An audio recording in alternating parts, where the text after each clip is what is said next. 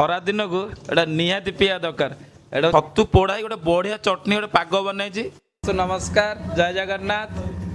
ଆଜି ଶନିବାରରେ ଯେଉଁମାନେ ସାଧା ଖାଇବା ବେଶୀ ପସନ୍ଦ କରନ୍ତି ଆଉ ଏ ଖରାକୁ ପଖାଳ ଖାଇବା ଯେଉଁମାନେ ବେଶୀ ପସନ୍ଦ କରନ୍ତି ଆଉ ଜଲ୍ଦି ଆସି ଆମ ରେଷ୍ଟୁରାଣ୍ଟ ପହଞ୍ଚନ୍ତୁ।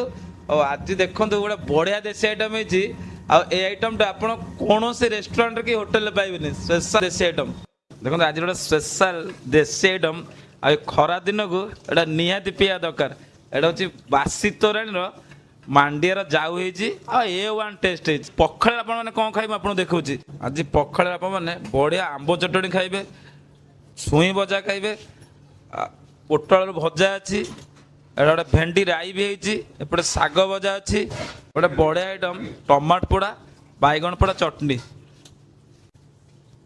ବଡ଼ିଚୁରା ଆପଣମାନେ ପଖାଳ ବି ଖାଇପାରିବେ।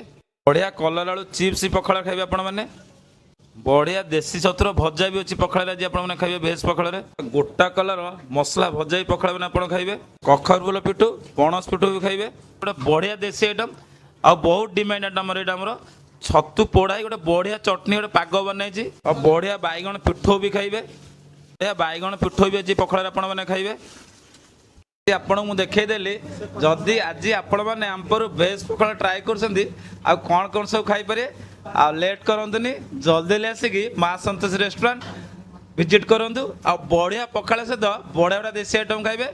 ତା ସହିତ ଗୋଟେ ବଢ଼ିଆ ବାସି ତୋରାଣୀର ମାଣ୍ଡିଆ ଯାଉ ବି ପିଇବେ। ଆଉ ଲେଟ୍ କରନ୍ତୁନି, ଜଲ୍ଦି ଆସନ୍ତୁ। ମା ସନ୍ତୋଷୀ ରେଷ୍ଟୁରାଣ୍ଟ, ରୂପାଲି ସ୍କୋୟାର, ଶହୀଦ ଦୁର୍ଗା ମଣ୍ଡପ ବ୍ୟାକ୍ ସାଇଡ୍।